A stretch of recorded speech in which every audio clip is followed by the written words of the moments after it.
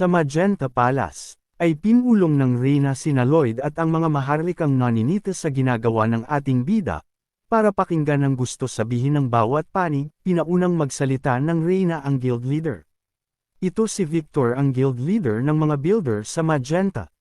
Sinabi nito na ang tulay sa Magenta ay build ng nakalipas na leader ng kanilang guild at ito ay 30 years nang nandoon. At sinabi din nito na ang sabihin na masisira ang tulay ay isang insulto sa kanilang guild at maging sa Reyna, pero ang ating bida ay sinabi sa isip nito na sa libro ay mayroong pangyayari na kung saan ang Royal Army at ang mga rebelde ay nagkaroon ng labanan sa Magenta River, at ang labanan na ito ay nangyari kasabay ng malakas na ulan kung kaya bumigay ang tulay. Gayunpaman ay hindi nito maaaring sabihin sa kanila kung ano ang mangyayari sa hinaharap. Nagtanong ang Reyna kay Lloyd sa kung ano ng opinyon nito patungkol sa sinabi ni Victor. Pero sa halip na magbigay ng kanyang opinyon ay mas pinili nito na magtanong sa isang official na nakaupo sa tabi ng guild leader kung magkano ang binayad nito. Nagulat at nagalit ang opisyal na ito dahil sa accusations na sinasabi ni Lloyd. Napangiti naman ang ating bida at sinabi na sa reaction pa lang nito ay makikita na may mga kabulastugan na nangyayari. Kung saan ay ikinumpara ito ng ating bida sa Korea at sinabi na once ang isang politician at businessman ay magkita ay pwedeng mangyari na ang politician ay may makukuhang pera sa businessman o ang businessman naman ay hihingi ng pabor sa isang politician, na kung saan sa huli ay sila pa rin ang mga makikinabang ng malaking halaga ng salapi. Pero dahil sa naging akusasyon ng ating bida sa opisyal ay nagalit ang Reyna at sinabi na nakagawa ito ng isang malaking pagkakamali. Dahil dito ay napalunok ng laway ang ating bida at hindi nakapagsalita. At ipinag-utos ng Reyna na ihanda ang paghahatol, na kung saan itinali si Lloyd para bitayin. Sinabi ng Reyna na ako ay yung ininsulto at maging ang aking mga tauhan kung kaya marapat lang na ikaw ay bigyan ng parusa. Habang si Javier at mga summoned nito ay nag-aalala at akma nang bubunot si Javier ng kanyang espada. Nagtanong ang Reyna kung ano ang huling salita ang gustong sabihin ni Lloyd. Sinabi ni Lloyd na paksain ang mga tunay na nagkasala, at tinanong ng Reyna ang opisyal at ang guild leader kung payag sila sa gustong mangyari ni Lloyd at sumang-ayon naman ang mga ito.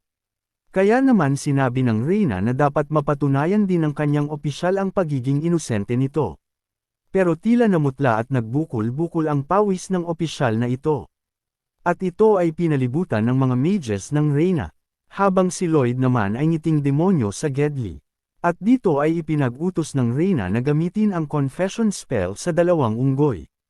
At dahil doon ay napatunayan na silang dalawa talaga ang mga nagsisinungaling at napawalang sala ang ating bida. Matapos noon ay nagpatuloy na sila sa paggawa ng kanilang construction project. Kung saan maging ang Reyna ay ipinag-utos sa mga worker nito sa kanyang kaharian na tumulong sa paggawa dito. Nang matapos na nila ang dalawang suspension tower, ay sunod na pinag-connect ito gamit ang mga metal wire na ginawa ni Pudong. Habang si Javier naman ay nakatingin sa ginagawa ni Lloyd. Sinabi naman ni Julian na ang kanyang kapatid ay hindi kapani-paniwala. Nakangiti namang sinabi ni Javier na maging si Julian ay ganun din, dahil kahit unang beses pa lang nito ginawa ang mahirap na trabaho ay araw-araw pa rin itong nagpapakita dito. Dagdag pa ni Javier na kung dati ay hirap na hirap pa ito sa pag-aaral sa paggamit ng espada at halos masaktan pa nito ang kanyang sarili dahil sa bigat ng espada. Pero ngayon sa nakikita ni Javier ay hindi na iyon magiging problema. Mga ilang saglit pa ay natapos na rin ang kanilang construction project na kung saan ay naging maayos at maganda naman ang kinalabasan nito. Dahil dito ay nagkaroon na naman ng malaking RP reward ang ating bida. Ang tulay na natapos ay ipinangalan kay Lloyd at Javier kung saan pinangalanan itong Le Javi.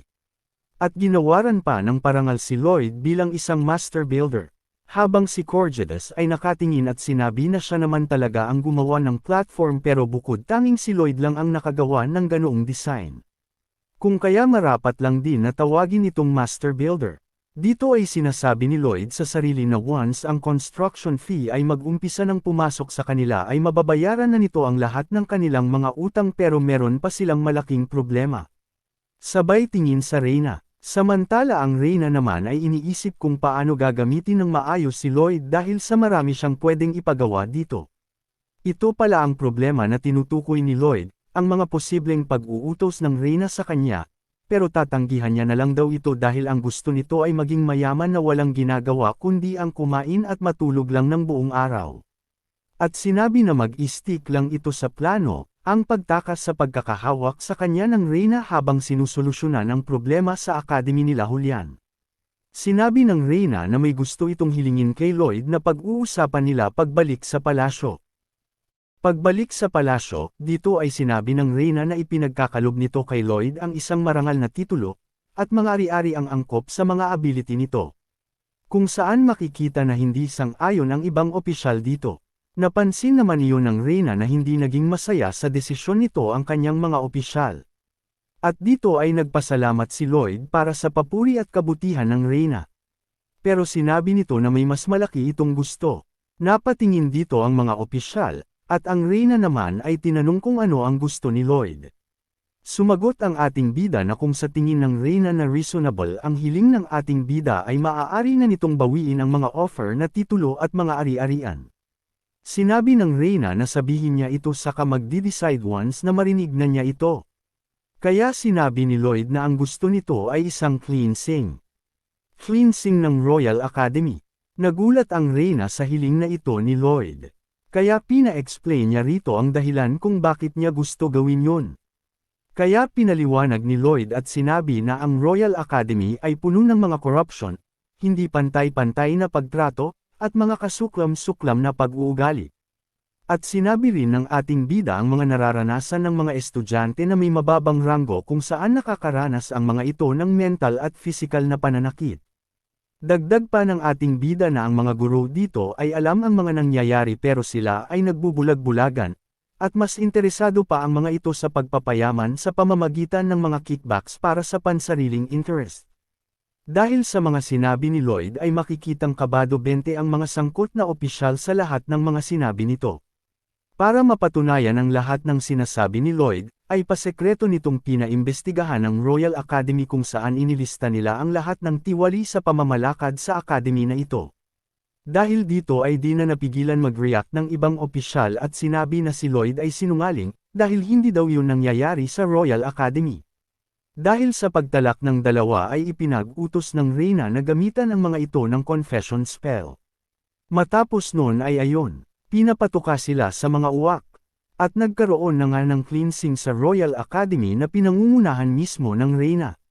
At ang lahat ng nakalista sa ginawang talaan ni Lloyd ay pinagdadakip. Habang si Javier at ang ating bida ay pinagmamasdan lang ang nangyayari. Sinabi ni Javier na mukhang tuwang-tuwa si Lloyd sa ginagawang cleansing ng academy. Pero sinabi ni Lloyd na hindi naman ito tungkol sa cleansing kung bakit ito masaya. At sinabi nito na dahil sa abala ang Reyna ay hindi nito napapansin ang ating bida, kung kaya babalik na ito sa kanilang bayan at mag-e-enjoy na lang gamit ang kanyang pinagpaguran sa pagtatrabaho. Pero naputol ang kasiyahan ng ating bida nang biglang sumulpot sa likod nito si Sir Kyle, na kung saan sinabi nito na may mensahe ito na mula sa Reyna, at sinabi na maaari na si Lloyd umalis anumang oras na gustuhin nito basta siguraduhin lang nito na makakarating sa piging na gaganapin bukas ng gabi. Dagdag pa ni Sir Kyle na sinabi ng Reyna na outstanding ang kanyang naging plano para sa Royal Academy, kung kaya nirerespeto nito ang hiling ni Lloyd na mabuhay sa matamis, at tamad na pamumuhay, kaya napasabi na lang si Lloyd sa sarili na parang ito ay palagi lang nasa palad ng Reyna, at umalis na si Kyle. Habang papaalis ay nasabi ni Lloyd sa sarili na kinabahan ito sa biglang pagsulpot ni Sir Kyle. Tinanong nito si Javier kung hindi ba nito naramdaman na paparating na si Sir Kyle. Sinagot naman ito ni Javier na hindi niya ito naramdaman. Dagdag pa ni Javier na si Sir Kyle ay top swordmaster sa kahariang ito, kung kaya madali lang nito maitatago ang kanyang presensya sa mga knight na may mababang level na katulad ni Javier. Samantala sa Royal Guest Room, tinanong ni Julian si Lloyd na kung alam na ba nito na ganito ang mangyayari kung kaya kinulatan niya si Diego, na mayabang naman na sinagot ni Lloyd na ang plano nito ay matapos nito ng maayos ang construction na pinapagawa sa kanya ng Reyna, at kapag ito ay binigyan ng bonus ng Reyna ay hihilingin nito na paimbestigahan ang Royal Academy. Dagdag pa nito na may tiwala sa kanya ang Reyna kung kaya alam niya na gag-ana ang kanyang plano, na tila napatahimik si Julian. Kaya tinawag itong siraulo ni Lloyd. Sinabi ni Julian na hindi na niya kailangan na pilitin pa ang pagtawag ng siraulo dito, At nakangiting sinabi na ikaw ay aking kapatid. May tiwala ako sa iyo, at proud ako sa iyo higit sa kan-inuman, sabi ni Julian, na ikinalaki ng mata ng ating bida, ikinabigla pala. At dahil dito ay muli na namang tumaas ang RP ng ating bida, pero sinabi ni Lloyd na hindi ito sanay sa narinig kung kaya para itong masusuka, at ganun din naman si Julian. Matapos nun habang sila ay nasa piging, tinawag ng Reyna si Lloyd at pinapalapit ito, pero si Lloyd ay tila tinataguan ang Reyna. Kaya sinabi ng Reyna na akala mo ba ay hindi kita mapapansin, para kang isang mole cricket na nakatayo ng konti, sabi ng Reyna. Na kung saan tila nagkasundo si Javier at ang Reyna sa pagtawag na mole cricket sa ating bida. At muli na tinawag ng Reyna si Lloyd para palapitin sa kanya. Kaya dahan-dahan itong lumapit sa Reyna. Lapit pa, sige lapit pa, lapit pa, lapit pa, hanggang sa halos magdikit na ang dalawa. Pero mas pinalapit pa ito ng Reyna. At dito ay sobrang kabado na 20 ang ating bida dahil isang lapit pa ay Pero ang sunod na lumapit ay ang Reyna na mismo. At bumulong sa ating bida. Halika sundan mo ko sa kwarto, ay mali-mali, ang sabi pala ng Reyna ay kung sakaling magbago man ang isip ni Lloyd ay puntahan lang nito ang Reyna, at handa nito ibigay ang lahat ng gusto ni Lloyd. Sabay umalis habang sinasabi na ang piging na ito ay para sa ating bida kung kaya dapat ay enjoy niya ito. Kaya dito ay masayang napasabi ng jackpot ang ating bida. At sinabi na ang pinakamagandang bagay ay magpahinga, pero kung sakaling magkaroon ng mga sakuna ay kailangan nitong magtrabaho. Kung saan sinabi nito na para itong nakakita ng isang magandang pugad. Sinabi rin ng ating bida na gusto na nito makabalik sa kanilang bayan dala ang malaking pera na kinita galing sa construction. Bagamat naging masaya ang ating bida, ay may naalala itong linya sa libro na ang sabi na ang piging ay magpapatuloy hanggang sa paglubog ng buwan. At dito ay naalala niya ang nangyari sa libro kung saan ang Reyna ay sinadyang lasunin at ito ay naputulan ng isang kamay. At lahat ng ito ay nakaplano para sa tuluyang pagpaslang sa Reyna. Pero sabi ni Lloyd na yun ay mangyayari pa dapat 3 taon matapos ng piging na ito. Kaya nagtaka ito kung bakit ngayon na ito mangyayari.